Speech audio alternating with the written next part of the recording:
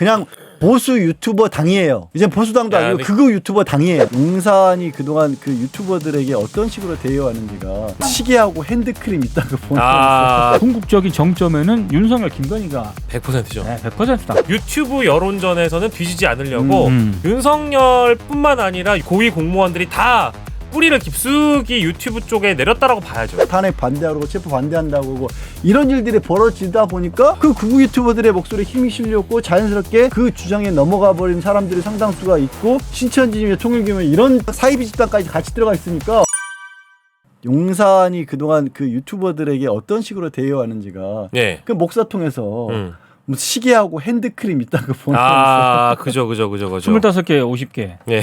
벽시계 25개. 벽시계는 25개까지는 되고, 네. 예. 핸드크림은 이제 50개. 그러니까 유튜브에서 자랑을 하지 말고 예. 네. 아, 또 이제 나름 그 문자 내용을 보면은 성삼영 씨가 뭐 이 감각 있다는 표현이 맞는지 모르겠는데 유튜브에서 공개하는 건 아닌 것 같다라고 하면서 주는 거 아닙니까? 그렇죠. 근데 이게 시점이 보니까 1월 17일인가 그런 것 같더라고요. 시점이 1월 17일인가 그런 것 같은데 윤석열이 구속되기 바로 직전인가? 전날이에요. 예, 전날? 네.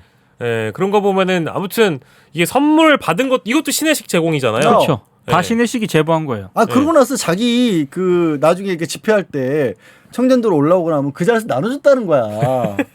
그러면 지도 같이 한 거잖아. 계속. 그러니까 일관돼요. 근데 저 네. 녹취만 튀어. 그러니까 저 때 당시에 심리 상태는 뭐였을까 신혜식에. 그게 또 궁금하기도 하고 저의 궁금증은 딴 데 있습니다. 어디 있습니까? 이게 성상면 개인 플레이인가? 아, 아니겠죠. 예. 이게 절대 아닐 거예요. 그럴 리가 없지. 네. 어떻게든 그러니까 저는 아까 정광훈 얘기를 굳이 꺼냈던 이유가 뭐냐면 정광훈이 그렇게까지 얘기를 할 정도면 물론 정광훈은 그래요. 한 번인가 청와대 대통령실에서 한 번인가 그 행정관 누가 찾아왔었다. 네네. 하지만 윤석열하고 내가 직접적으로 뭐 이렇게 받은 거 있어서 그런 건 아니다라고 얘기를 하는데 없을까? 그리고 정광훈뿐만 아니라 나머지 극우 유튜버들은 그러면 아무런 뭐 대가 관계나 이런 거 없이 그렇게 사람들 많이 동원하거나 아니면 그 윤석열 지지하는 데 입장 내고 그랬을까?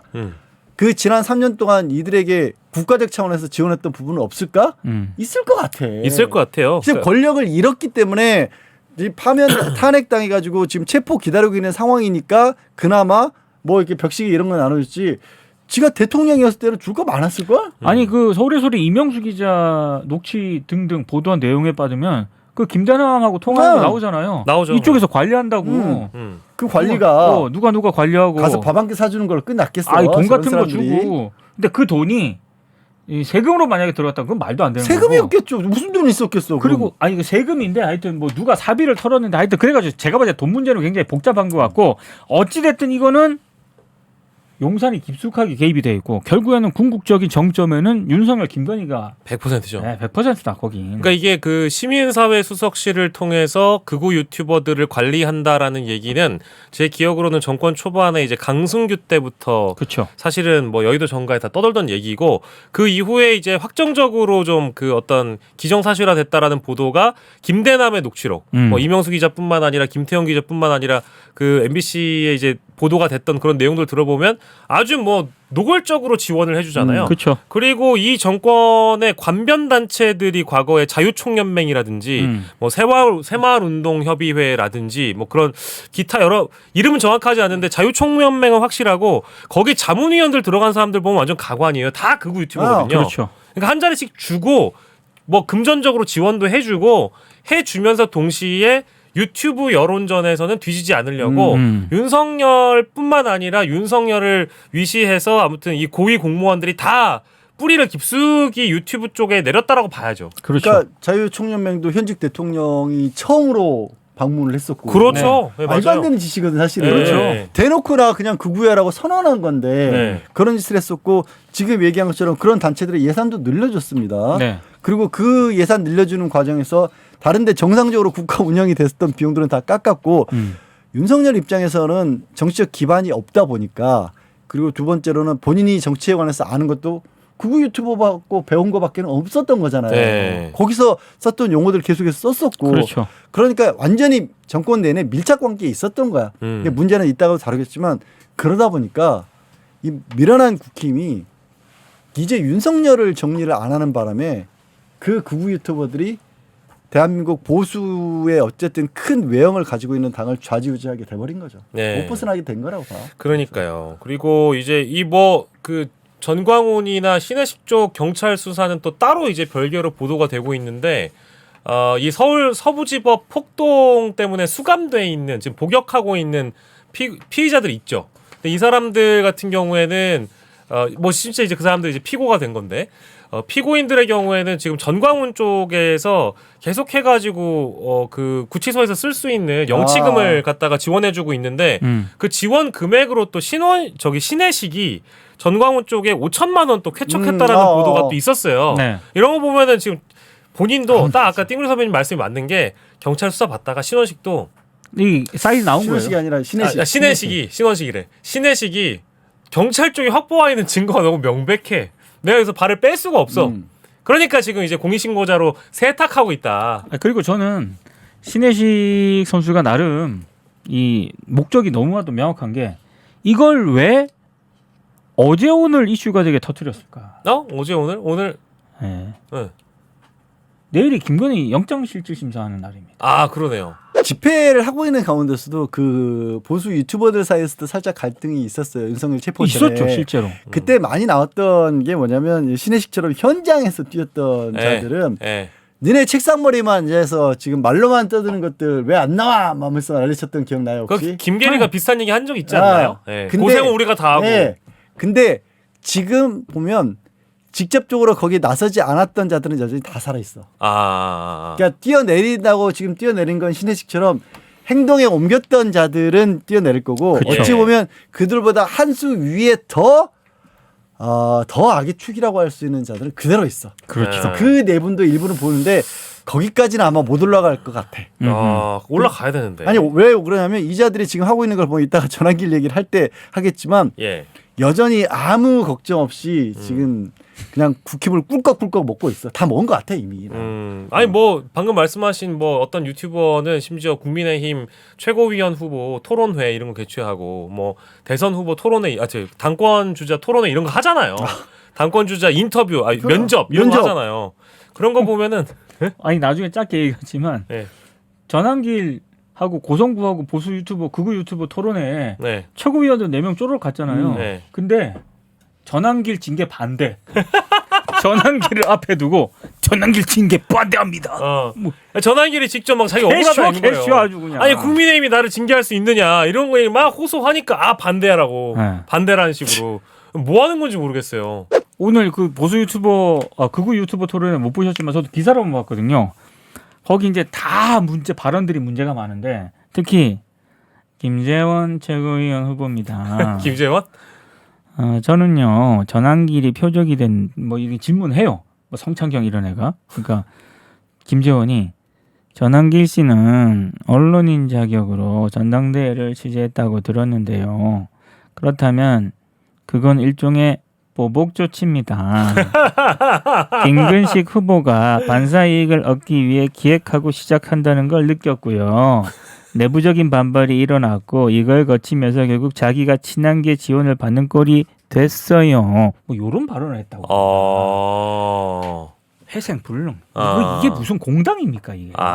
김재원 최고가 직업이 최고위원이라는 말을 들은 정도로 정치 감각이 어쨌든 뛰어나다고 얘기를 하는데 예. 저 사람이 저렇게까지 얘기를 했다는 건 국힘이 끝났다는 반증입니다. 여기 국힘은 이제 되돌릴 상황이 아니라는 거예요. 저기는 그냥 보수 유튜버 당이에요.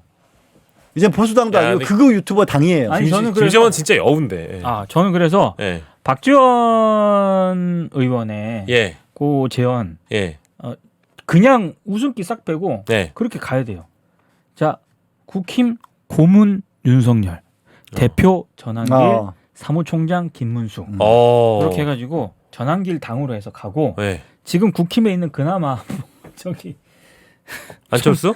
아니 좀 조경태? 뭐 이런 선수들이 있잖아. 국민의힘 의원들 그런 선수들은 그냥 따로 해야 돼. 나와가지고 이렇게 분당에 저는 전초전이라고 봅니다. 이번 전당대회가. 근데 결국에는 이거를 초래한 거는 국민의힘 당신들이 다 책임 있죠. 보수의 가치니 뭐 어떤 최소한의 어떤 정치적 도덕성이니 이런 거 다 포기하고 네. 오로지 이익만 바라보면서 그동안 당을 꾸려왔던 업보라고 봐요. 그렇죠. 그러니까 그 연장선상에서 지금 이게 똥인지 된장인지 찍어보지도 못하고 그냥 들어왔고 전환길 판 깔아주고 45명이 쭈루룩 쫓아가가지고 탄핵 반대하고 체포 반대한다고 하고 이런 일들이 벌어지다 보니까 그 극우 유튜버들의 목소리에 힘이 실렸고 자연스럽게 그 주장에 넘어가 버린 사람들이 상당수가 있고 그나마 그 안에 신천지며 통일교며 이런 또 동교 집단, 사이비 집단까지 같이 들어가 있으니까 그러니까 이제 와서는 자기들도 어떻게 못한 거야. 이미 뺏겼어. 끝났어. 오염이 됐죠. 그러니까 한편으로는 또 이제 뭐 지금 댓글도 보니까 그런 분들 많은데 응원합니다. 열심히 화이팅. 열심히 하시고 전환길 씨가 그냥 먹어버리시고 뭐 지금 뭐 어차피 할 일도 없잖아요. 지금 왜냐하면 이 강의는 더 이상 안 할 거고 역사 강의나 뭐 이런 현대사 강의는 절대 할 일이 없고 이제는 완전히 극우 유튜브로 거듭난 사람인데 이 양반 뭐 지금 할 수 있는 거는 국민의힘 경선이나 이런 거에 당권 경선에 개입을 해가지고 자기 입맛에 맞는 최고위원들을 전부 다 점지시켜 놓고 지도부로 등극시켜 놓으면 그 뒤로 이제 전환길 손아귀 안에서 노는 거잖아요. 예. 아니 그리고 지금 봐봐요. 지금 전당대 룰이 8대2잖아요. 8대야. 8대. 당원 80. 그러니까 8대2인데 저렇게 최고위원 후보들이건 저기 대표 되겠다고 나선 후보들이건 말도 안 되는 소리들 막 해대잖아. 네. 그 누굴 보는 걸까? 팔을 보는 거잖아요. 일반 군 여론조사보다. 네. 그럼 팔이 대체 누구길래 저러냐? 네. 제가 계속 얘기하지 않습니까? 통일교, 신천지, 전광훈. 나머지 조금. 그러니까 저러고 있는 거야. 저게 공당이에요? 아니야. 이제는 끝났고. 에이. 근데 이제 사실 한편으로 보면 어쨌든 민주당 입장에서도 아무리 뭐 이재명 대통령이 잘하고 민주당이 잘하더라도 제대로 된 다른 당이 있어야 줘야 되거든요. 그렇죠. 사실. 그렇긴 하죠. 제대로 된 당이 있어줘야 돼. 네. 그렇죠. 근데 문제는 국민의힘 출신에서 찾는 것 자체가 무의미해진 것 같고. 그럼요. 뭘 새로 만들진가? 아니면 제가 농담처럼 얘기하는 것처럼 민주당이 분당해서 뭐 이렇게 나는 이거 그래서 이건 대한민국 전체로 봤을 때는 되게 불행한 역사인데 정말 다행인 건 저는 그렇게 된 그러니까 껍데기만 난 국민의힘 당이 껍데기를 먹더라도 그 이상 크지는 않을 거라고 봐요. 우리나라에서는 적어도. 그럼요. 우리나라에서는 뭐 정말 극단적인 주장하는 사람들이 그 이상 커버를 뭐 30% 40% 차지하는 그런 당으로 성장하지 않을 건데 근데 국민의힘 자산은 엄청나거든 사실. 부동산 그렇죠. 자산이 많아요. 어마어마한 거야. 네. 그거 그냥 먹는 거야 이 사람들이. 맞아요. 호로로 먹는 거죠. 네. 이거 먹고 나면 그리고 또 정치에도 어쩔 수 없이 돈이 힘이 될 때가 많아요. 그래서 이거 더 크진 않겠지만 극복해 나가는 과정이 쉽지는 않을 거야.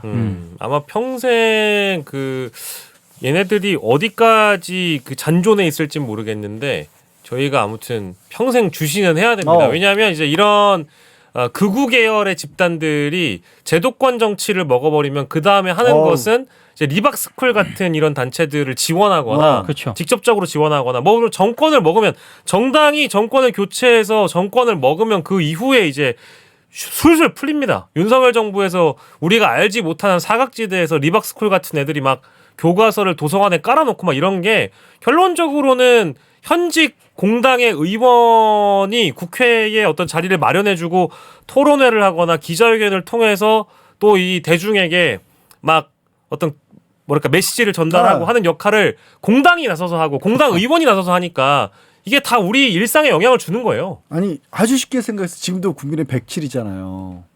3분의 1이에요 국회에. 그렇죠. 그리고 어쩔 수 없이 상임위도 나눠줘야 돼요. 그럼 그 상임위원장 국힘이 가져가면 원래는 안 그렇다 치더라도 그렇게 변해버린 그런 정당에서 거기서 자기도 살아남기 위해서 결국 그구들에게 협조하는 그런 모습이면 그렇죠. 그 상임위에서 결정되고 그 상임위에서 발전할 수 있는 권한들을 이용해서 대한민국이 얼마나 큰 해악을 끼치겠어요. 저는 그러니까 결국은 국힘의 업보죠 스스로. 친윤, 찐윤 이런 선수들이 그냥 용산 앞에서 어쩌고 저쩌고 하고 저 용산이 저 난리 부르스 떨 때 윤석열 김건희가 저 난리를 칠 때 찐윤, 친윤들이 어떻게 했어요? 다 고개 조아리고 거기서 빌 붙어가지고 뭐 해먹을 생각이나 했지. 네. 그러다가 이번에 찐년들이 작살이 날 것 같지 않습니까? 예. 내란 특검 때면서 다 들여다보거든요.